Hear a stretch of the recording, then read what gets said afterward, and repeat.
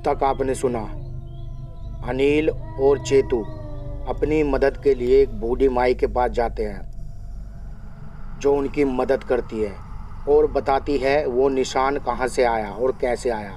अब आगे। अरे मैं कितनी लोभी हूँ, तुम्हें भी नहीं पूछा, खुद ही खा गई। रक्त पियोगे? पियोगे रक्त? बहुत स्वादिष्ट होता है, लाल लाल, गाढ़ा गाढ़ा। ये वाला कटोरा देख रहे हो? वो कटोरा उठाकर बोलती है, ये वाला मुझे बहुत अच्छा लगता है। इंसानी खून कभी कभार ही मिल पाता है, इसलिए थोड़ा थोड़ा करके पीती हूँ इसे।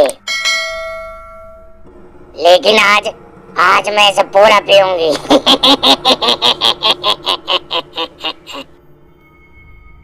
उसने वो कटोरा एक हाथ में लिया और दूसरे हाथ में एक नुकीली कील जैसी चीज उठाई और उनमें से एक गिद्ध की आंख में घोंप दी। उसने उसकी दोनों आंखें निकाल ली। ये सब बहुत घिनौना और डरावना था। उसने वो खून में लथपथ आंखें इंसानी खून वाले कटोरे में डुबा दी। अब इसे पीने में और मजा आएगा। वो शैतानी हंसी में जोर से हंसने लगी।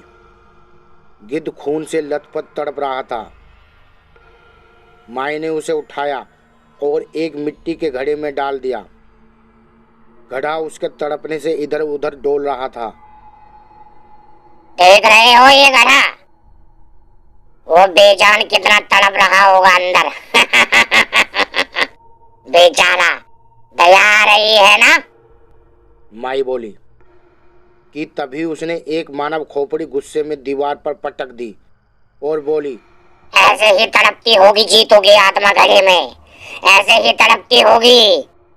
उसने वो खून भरा कटोरा घट घट करके पूरा एक सांस में पी लिया, मानो कई वर्षों से प्यासी हो। गिद्ध की आंखें चबाते हुए उसे देखना बहुत घिनौना था।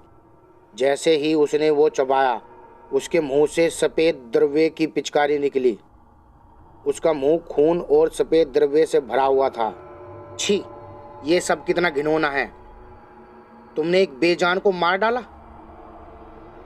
तुम बहुत बुरी हो, बहुत बुरी। अनिल बोला, हाँ भैया जी, सही कह रहे हो। तुम बहुत घिनौनी हो। तुम्हें हमारी मदद करनी भी है या नहीं? चेतू बोला, मदद? वो तो मैं कब की कर चुकी हूँ, वरना वो परिया तो इसे कल रात ही उठा ले जाती। और तुम बैठे बैठे आंसू बहा रहे होते या मारे जाते, और फिर मैं तुम्हारा रक्त पी रही होती। वैसे बहुत स्वादिष्ट होगा ना तुम्हारा रक्त। वो नुकीली कील लेकर चेतू की तरफ बढ़ी। इधर आओ, मुझे चखने दो। अनिल ने माई को धक्का देकर चेतू से दूर हटाया। दूर हो जाओ चेतू से, दुष्ट बुढ़िया। अनिल बोला, दुष्ट बुढ़िया? हाँ?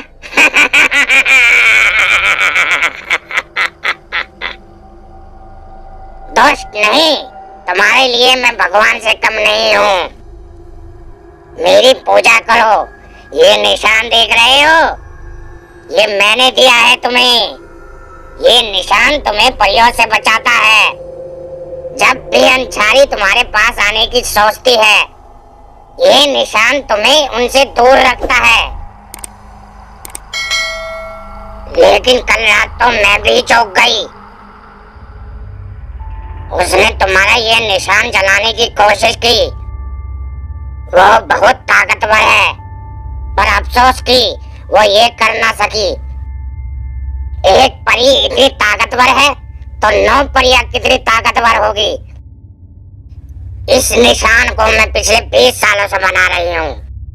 इसमें बहुत सारे मंत्र डाले थे मैंने, और उस परी ने एक झटके में ही ये निशान लगभग जला ही डाला था। माई बोली। माई चिमटा लेकर अनिल के पास आई। मुझे अपने पैर का निशान दिखाओ। अनिल ने बैठकर उसे वो निशान दिखाया। माई ने निशान देखा भी नहीं और एक झटके में चिमटे से अनिल के पैर का एक नाखून उखाड़ लिया।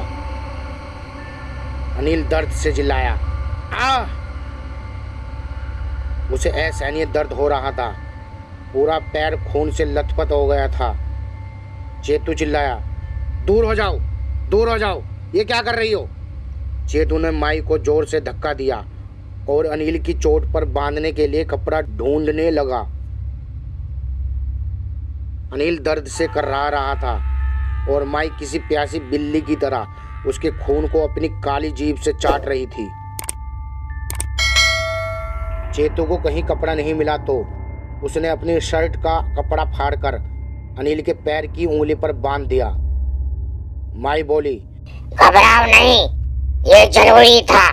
मुझे इसके लिए एक ताबीज बनाना है। ये निशान अब ज्यादा सुरक्षित नहीं है। ये कहकर माई ने अनिल के नाखून को एक लाल कपड़े में बांध दिया और उस पर मंत्र फूंकने लगी। उसने एक काले धागे में उसे लगाकर अनिल के गले में टांग दिया। ये तुम्हें झाड़ियों से बचाएगा। जाओ, अब तुम मुक्त हो, जाओ। माई बोली। चेतू ने अनिल को सहारा देकर उठाया और दोनों वहां से चले गए। क्या वाकई में अनिल अब सुरक्षित है? क्या अब अंछारिया अनिल तक नहीं पहुंच पाएगी? क्या माई पर विश्वास किया जा सकता है? ये जानने के लिए देखिए इसका चौथा पार्ट। तो जब तक के लिए धन्यवाद।